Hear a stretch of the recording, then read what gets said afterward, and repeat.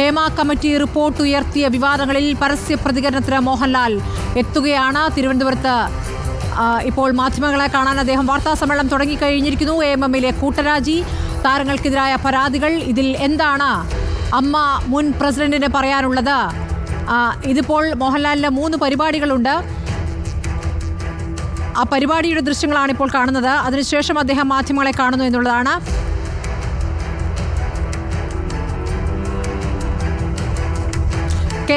Kerala cricket ലീഗിൻ്റെ പരിപാടിയാണ്. Cricket ലീഗിൻ്റെ പരിപാടിക്കാണ് അദ്ദേഹം എത്തിയിരിക്കുന്നത്. ക്രിക്കറ്റ് ലീഗിൻ്റെ ലോഞ്ചിങ് പരിപാടിയാണ്. ഈ പരിപാടിക്ക് ശേഷം അദ്ദേഹം മാധ്യമങ്ങളെ കാണുമെന്നുള്ളതാണ്.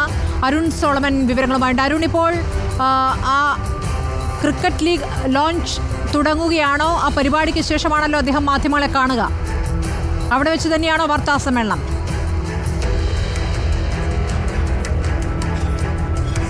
ഇന്നിപ്പോൾ കേരള ക്രിക്കറ്റ് അസോസിയേഷൻ്റെ നേതൃത്വത്തിലുള്ള കേരള ക്രിക്കറ്റ് ലീഗിന് ഔദ്യോഗികമായിട്ടുള്ള ലോഞ്ചിന് വേണ്ടിയിട്ടുള്ള ഉദ്ഘാടനത്തിനാണ് അദ്ദേഹം മോഹൻലാൽ ഇപ്പോൾ എത്തിയിരിക്കുന്നത്. എന്തായാലും ഔദ്യോഗികമായുള്ളൊരു പ്രസ് മീറ്റ് ഉണ്ടോ ഇല്ലേ എന്നുള്ള കാര്യത്തിൽ വ്യക്തത വന്നിട്ടില്ല. കാരണം ഈ മീറ്റ് കഴിഞ്ഞതിന് ശേഷം, ഈ ലോഞ്ചിങ് കഴിഞ്ഞതിന് ശേഷമായിരിക്കും ഇത്തരത്തിലൊരു കാര്യത്തിൽ വ്യക്തത വരികയുള്ളൂ. കാരണം ഇവിടെ എല്ലാ മീഡിയ പ്രവർത്തകരും ഇവിടെ ഇപ്പോൾ ഈ ഹോട്ടലിന് പുറത്തുണ്ട്. പക്ഷേ ഇത് സംബന്ധിച്ചുള്ള കാര്യങ്ങൾ, അതായത് മീഡിയ അദ്ദേഹം കാണുമോ എന്നുള്ള കാര്യത്തിൽ ഇതുവരെ വ്യക്തത വന്നിട്ടില്ല. എന്തായാലും ഇന്നിപ്പോൾ 6 ടീമുകൾ പങ്കെടുക്കുന്ന ഒരു ക്രിക്കറ്റ് ലീഗിന് ഔദ്യോഗികമായിട്ടുള്ള ഒരു തുടക്കം കുറിക്കാനാണ് അദ്ദേഹം ഇപ്പോൾ ഹോട്ടൽ ഹയാത്തിലേക്ക് വന്നിരിക്കുന്നത്. ഇപ്പോൾ ദൃശ്യങ്ങളിൽ കാണുന്നത് പോലെ മലയാള നടിയായിട്ടുള്ള ഇപ്പോൾ കീർത്തി സുരേഷ് അടക്കമുള്ളവർ ഈ ലോഞ്ചിൽ പങ്കെടുക്കാനായിട്ട് ഇപ്പോൾ തിരുവനന്തപുരത്ത് എത്തിയിട്ടുണ്ട്. അപ്പോൾ നിരവധിയായിട്ടുള്ള ആൾക്കാർ, നിരവധിയായിട്ടുള്ള മുൻനിരയിലുള്ള പ്രതിഭകളടക്കം ക്രിക്കറ്റിലെ ശ്രീശാന്ത് അടക്കമുള്ളവർ ഇപ്പോൾ ഈ ലോഞ്ചിൽ പങ്കെടുക്കുന്നുണ്ട്.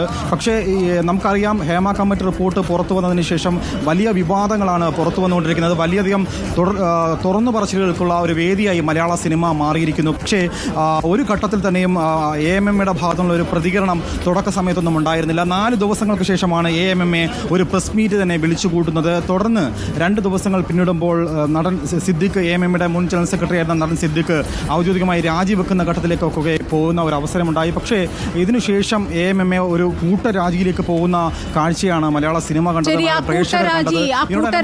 മോഹൻലാൽ ദുരുദ്ദേശത്തോടു കൂടി സിനിമാ മേഖലയ്ക്കെതിരെ മാധ്യമങ്ങൾ വരുന്നു എന്ന് പ്രതികരിച്ചുകൊണ്ട് അകത്തെ ചർച്ചകൾ അങ്ങനെയാണ് അദ്ദേഹം രാജിവെക്കുന്ന തീരുമാനത്തിലേക്ക് പോവുകയും അങ്ങനെ ഒറ്റയ്ക്ക് വേണ്ട, ഒരുമിച്ചാകാമെന്ന തീരുമാനത്തിലേക്ക് എക്സിക്യൂട്ടീവ് എത്തുകയും ചെയ്തത്. അതിൽ തന്നെ എതിർ ശബ്ദങ്ങൾ ഞങ്ങളെ അറിയിച്ചില്ല, ഞങ്ങൾക്ക് മറ്റൊരു നിലപാടാണ് എന്നുള്ള പ്രതികരണങ്ങൾ ഇതിനകം പുറത്തു വന്നിട്ടുണ്ട്. ഇതിലൊക്കെ മോഹൻലാൽ പ്രതികരിക്കുമോ എന്നറിയേണ്ടതുണ്ട്. മോഹൻലാൽ പ്രതികരിക്കേണ്ടതുണ്ട്.